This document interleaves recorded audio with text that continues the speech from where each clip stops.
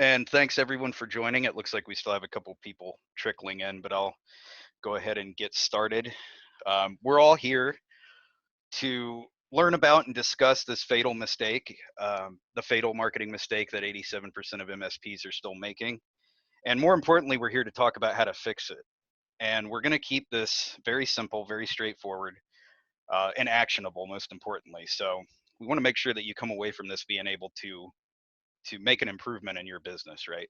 So we're going to start by identifying the mistake, then talk about why it's costly to your business, and then finish up with this awesome exercise that we developed in-house to overcome this challenge. So let's move it right along and see exactly what this mistake actually is. So this is it right here. MSPs are not taking their brand identity seriously. And that's the number one mistake that we still see day in and day out as an MSP growth agency. And I know there's a chance that the word brand is going to make you groan and roll your eyes, and I totally get it. There's a lot of misinformation out there, there's a lot of misunderstanding around it. It's really my job, or the job of any marketer, to approach the topic and help you understand it and respect it in the sense that it's going to play a role in helping you grow your business. If there's anyone out there that doesn't understand the power of a brand, it's not their fault. It's whoever should have been telling them about their marketing, helping them with their marketing. And that's part of the next big question, which is, why does this happen so much? Why is this such a common mistake? And why are there just so many MSPs that still aren't trying to cultivate a brand? Um, there's a lot of reasons, but the main three reasons that we tend to come across are right here. Misunderstanding, like I said, a lot of times you just really don't know what it's all about. Bad advice or bad marketing expertise a lot of times is one of the culprits. And then also just a misprioritization. They're putting the business in front of the brand when it should be the other way around. Now we're going to get into these three different things a little bit more in depth. They're fairly easy to overcome. So in the next 20 minutes or so before we get into the solution, we're going to run through those real quick and talk about those. But first, we want to explore a really important question, which is, what are you losing out on by not building and maintaining a solid brand? It's really easy for someone to say that branding is important, right? But where does it fit in when it comes into what you really care about, which is your ROI, producing incremental revenue, and increasing your growth as a business, right? That's what really matters. So there are a lot of reasons. Many of them can be quantified in metrics, in terms of like email engagement rates, social media engagement rates. Pretty much everything that can be measured has been proven to increase positively when branding is applied to the equation.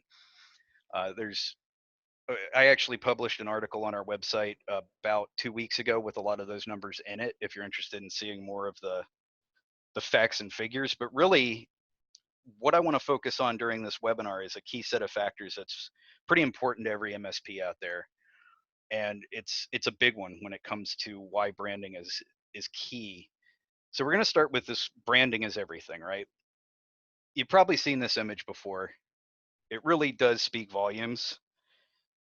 Uh, it's telling you branding is your solution to price competition. It's if you're not selling a brand, if your business isn't a brand, it's a commodity, plain and simple. And as the IT channel continues to mature, more companies have been commoditized. More of your audience becomes commodity consumers.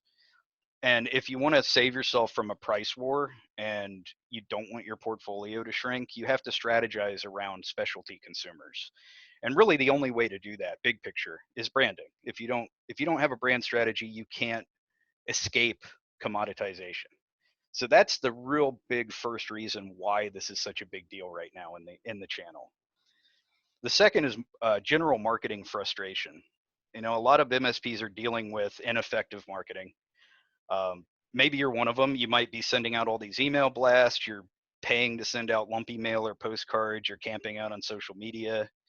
Maybe you're even hosting events around town, but you're not getting anything back, or what you're getting just isn't enough to justify what you're spending, because it's all going to cost you money or it's going to cost you time.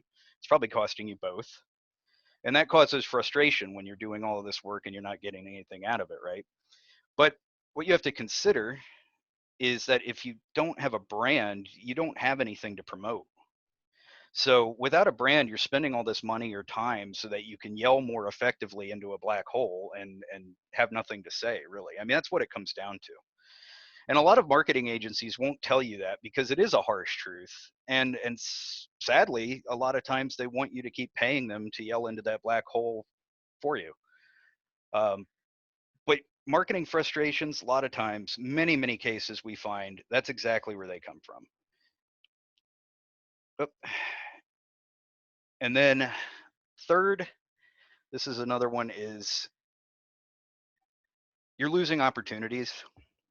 A strong the strong brand identity is a backbone of some big factors for a service industry business, which is client retention, referral business, and average customer value. Uh, Meaning that you're selling more to the customers that you've already earned, which is definitely something that we all need to be doing. The MSP space is definitely catching on to that trend. Uh, Branding is directly going to influence how well you're able to do any of these things. So, I mean, think about how many people are loyal to brands for no logical reason whatsoever. Like myself, I'm into motorsports. I'm a member of a handful of clubs and racing organizations. And I can tell you, every one of my friends is fiercely loyal to a specific auto manufacturer. And in almost every case, there's no logic or reason why. They have their favorite one, they'll defend it to their death, but there is no logical reason why they do it. And it's because we're not loyal to the cars, we're loyal to the brands. And you want people to have that kind of totally irrational commitment to your business. It's fantastic. And that's how you survive and thrive in a mature market. That's the way to do it. So, one last point, branding is not theoretical. The power of branding is not, just some bit of guesswork that marketers are now trying to cling to. Branding has been around since the dawn of consumerism. It's widely considered to be one of the only real marketing advantages that a company can wield. Reason being that you have full control over it, of course, like unlike a lot of things, right? So it's extremely powerful. You get to control it. And these quotes here help to illustrate how important branding is. And I want you to notice that these aren't quotes from just, random internet gurus or one-hit marketing wonders. These are multi-billionaire captains of industry. So the reasons why MSPs are not taking their brand identities so seriously, right?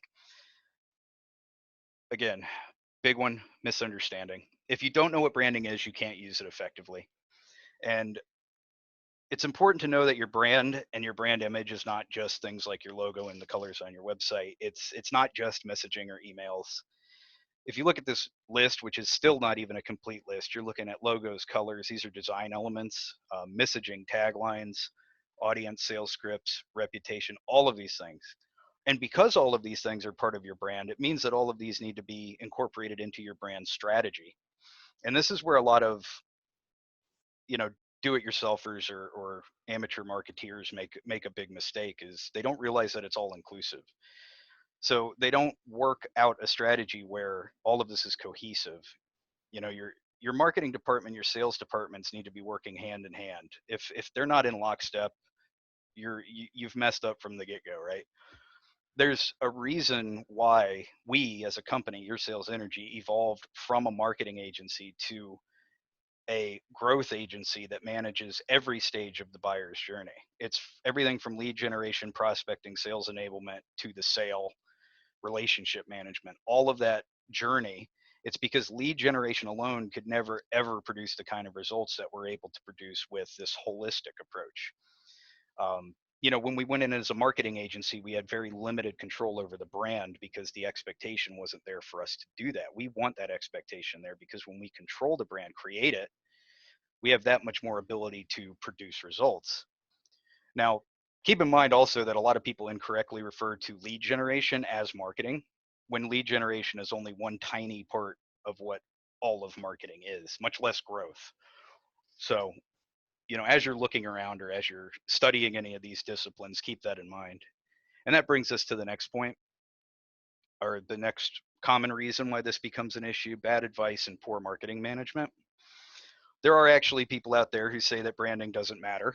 Um, I would say if anyone tells you that, stop taking their marketing advice, or at the very least, take it with a grain of salt. Again, marketing isn't some made up, or branding is not a made up trendy thing. It's very established. It's a tried and true marketing axiom, as I put there. It's textbook, as in it is literally in every marketing textbook. And what's funny is I've noticed a lot of experts online lately have been talking about branding as if it is a trend that's on the rise, or if it's just something that's coming back into the forefront. But really, branding isn't the trend. It's been there all along. Companies like ours have always respected it. The only thing that's a trend right now is how many digital marketers are realizing, hey, we never should have stopped doing this. It's costing our clients opportunities. It's you know putting us at a disadvantage. So that's really the trend right now.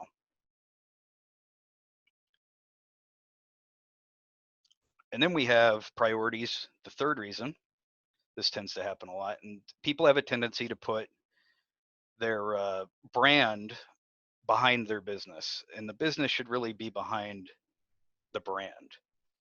It's not brand is not something that you just tack on to everything else. It's not a mask that you put on when you're out facing the public. It doesn't attach to the business. It really is the business. So your brand has to start from within, really at your leadership or your founders, and then it radiates all the way outward through company culture, all the way out to the consumer. Couple examples of what I mean there. Imagine an MSP that takes a formulaic business model. They maybe they're using a system that they bought from someone, and now they're supporting that business model with copy and paste marketing material that they're maybe paying a few $100 a month for. And then they're using a website that was picked from some templates, and these templates have been used over and over again by all these other MSPs. So they've started their business, right? They have all this stuff. Now they decide to come up with a brand. Now they decide. And they're already stuck in this position where the only room for branding is the headline on their homepage. I mean, everything else already came out of a box. They, the room for innovation, creativity, or authenticity is almost completely eliminated, right? So they say something like, let us handle your IT so you can handle your business. That's why you see that on every other MSP's website. Or we're your trusted advisor. These are two things that are not brands. They're barely messages. And they're stuck with that because there's nothing else they can put there. They're, like I said, all the room for being authentic or creative or having any kind of other deeper brand or meaning to your business is gone. So, then you run into the possibility of something worse, which is where they'll put something like, we're a white glove high end luxury MSP, right? But they're trying to kind of carve out a niche, and they're putting the effort forth on the messaging, but in so many cases they've done no work whatsoever to strategically support that claim. Why are you luxury? What value are you creating to support that statement versus any other MSP that's out there? And sadly, a lot of times their answer to that is, well, we charge more. I mean, but you're not creating value. You're just creating a price perception.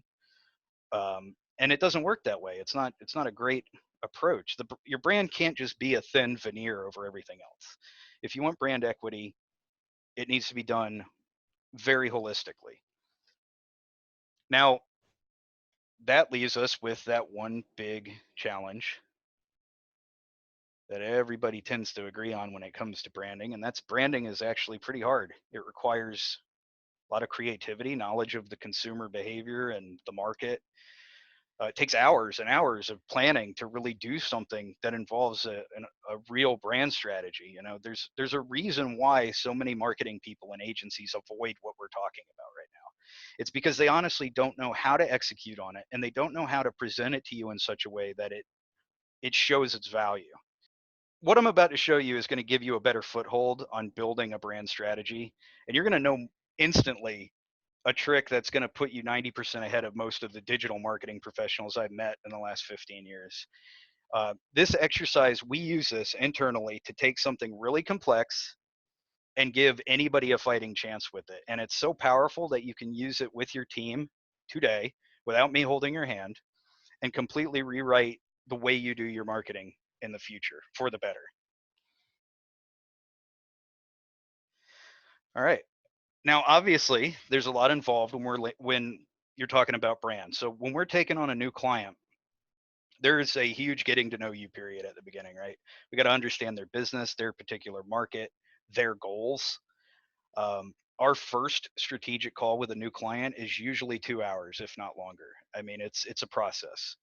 But we really wanted to come up with a way to give anyone, any MSP, a chance at tackling what we're trying to accomplish here on their own if they wanted to, regardless of how much time or how many resources they have, right? So after all, a lot of development, the brand quest was born, and that's what we're going to show you. This is an exercise that will get you all the way from point A to point Z very quickly. And we start it with three basic questions. Again, when we're doing a full-fledged branding strategy, there's a lot more than three questions. There's a lot that goes into that. But for this exercise, this is what we focus on. What do we do? Why do we do it? And how do we do it? First is your what you might have heard of before as like a brand purpose or just your purpose. What do we do? Oh, and a quick heads up, in order for any of this exercise to really work, don't be too hasty with your answers. You still want to give it some time to come up with some deep responses to these questions. It's the purpose really is to like drill down into some roots here. So going through the list, what do we do? And answer, very very high level, unspecific answer. We're an MSP. Obviously, that's not what we're looking for, right? We want something to kind of drill down a little bit tighter on an answer. So we help businesses with IT services. That's a pretty common answer, extremely broad again. And now we're getting into sort of that level 3 value creation sort of area, but that's still not what we're looking for. We want to go somewhere like we protect businesses from cyber threats. Now, this is specific beyond the scope of what a lot of MSPs do. This may be more for like an MSSP, but we're getting obviously into a little bit more of a specific category. We cut your IT expenses in half. Oh, that's a good thing to do, right? All right. So now we're getting into an actual strategic result. Or we improve technology ROI by 300%. Now we're getting into a real good strategic value offering here, right? So these aren't just results, these are big picture results. And you may be kind of feeling uncomfortable seeing this already. This is not uncommon, don't worry, because what this is doing is it is narrowing your business down, especially in the case where you do something like we protect your business from cyber threats. Because OMG, we have 50 vendors and 10 pages of solutions. How are we going to put all of that into this one little sentence here? Well, that's kind of the point. You know, the problem a lot of times is the clutter and the lack of specificity. Consumers engage with simplicity and alignment and not really massive lists of products. So in sales and marketing, this level of detail is really your friend. So from there, so we go to vision, and this would be the why do we do it? And again, we want to go big picture. This is not big picture. This is also not, customer centric in any way. This is a little bit more focused on the client, but it's extraordinarily common, first of all, to say this. So it's really not going to give you much of an advantage if you go this route. It's also very broad. Now this is specific. We want to make every business in California impervious to hackers. Okay, now you've got a region, you've got a goal that you're trying to accomplish that involves what you do. We want to show so much strategic value that we get invited to your board meetings. Now you're stating something very specific that somebody can get behind. Or we want to show businesses how to triple in size using technology. The difference here is that this is bigger than a sale. This isn't a transaction anymore. This is a movement almost. It's like a cause, a common cause. You're sharing a big picture desire with your audience. Dream big, yep. And you want that common goal. And then we go to the third question, which is the promise to the consumer, essentially, of how you're going to do it.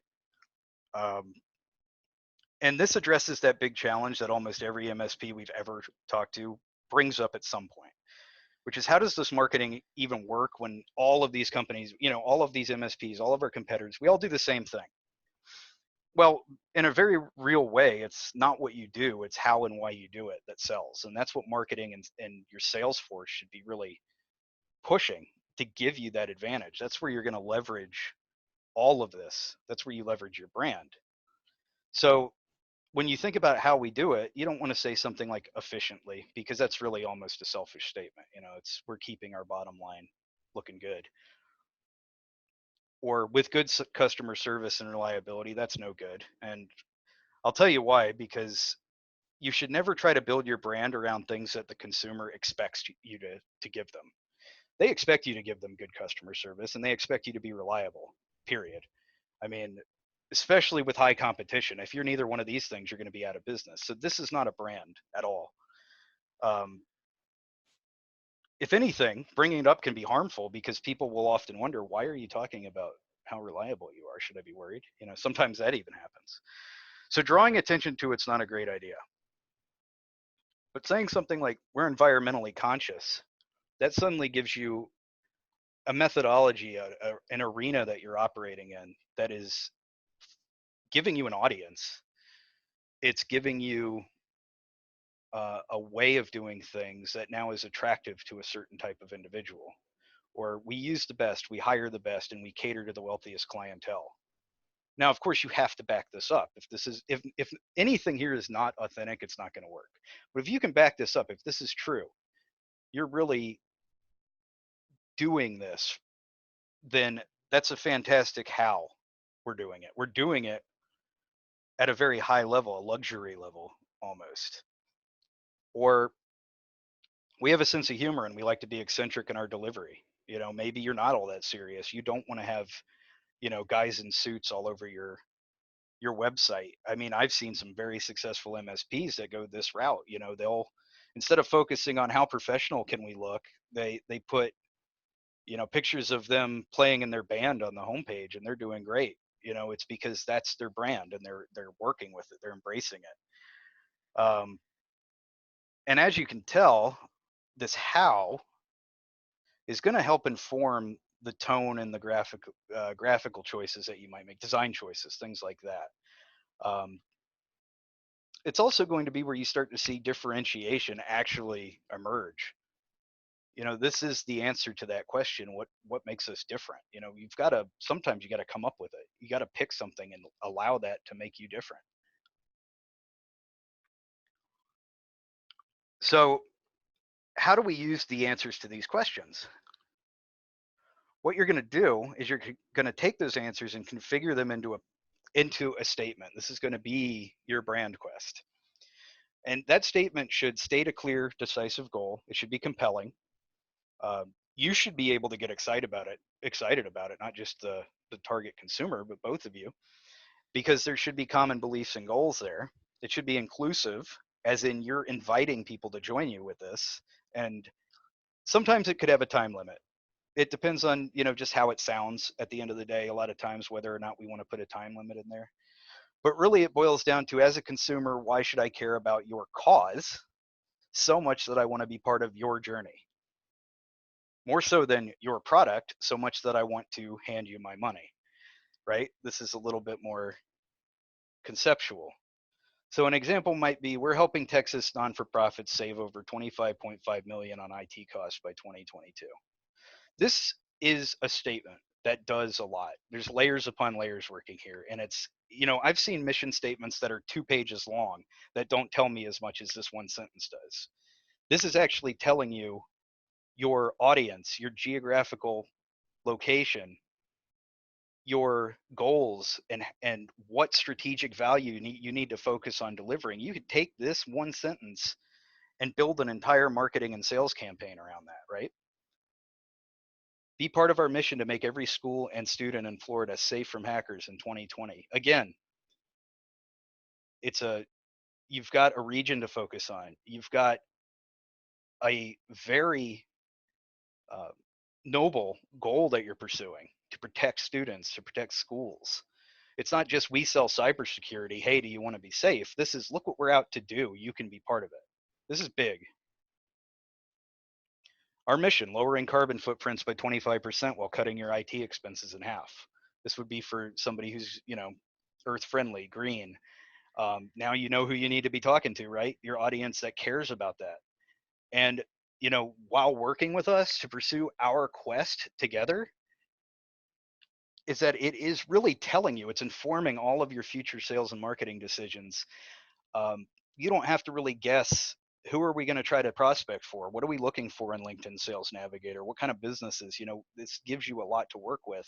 And when you approach them with this statement, they don't see it as a sales pitch anymore. It's that invitation to join you on your quest. Now this last one here, we're on a mission to help 25 IT channel businesses double their revenue this year. This last one is actually our brand quest at Your Sales Energy, and I wanted to use it to illustrate a couple more points. So our agency and your MSP, they have a lot in common. In reality, we both do a lot of different things. We use a ton of different solutions, but when we talk about everything piecemeal, it creates tons of clutter. And really, the consumer doesn't care about the clutter. You don't care how many different techniques or methodologies we use, as long as you get the results you want, right? You want growth, you want more business, we give you the business, then you don't care about all those little bullet points of this is what we use to get you there. The brand quest focuses our message on something that's easier to get excited about. We're going to double your revenue. That's it. That's plain and simple. That's what we're here to do. We're here to double your revenue, and we're going to we use all of these methods and whatnot to get you there, but that's the focus. And of course, like I said, you got to be able to back this up. So we back it up. We build systems and processes. This just like the brand quest is one of our processes. They're repeatable, they're simple, we know they work. So when we build those processes, we make sure that they fit within this quest. And when we do our planning, our budgeting, our purchasing of licenses, we do it around this idea of supporting a certain number of clients at a certain draw of resources, just like any MSP would, right?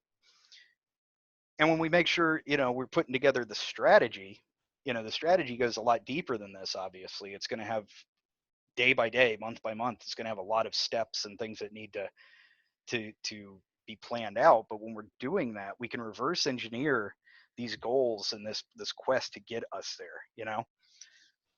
And most importantly, from a pure marketing and messaging standpoint, we're not saying, hey, do you want email marketing, lead gen funnel, sales training, SEO, new website? We don't come to you and say that. We say, do you want to double your revenue in the next 12 months? That's it. That's our quest.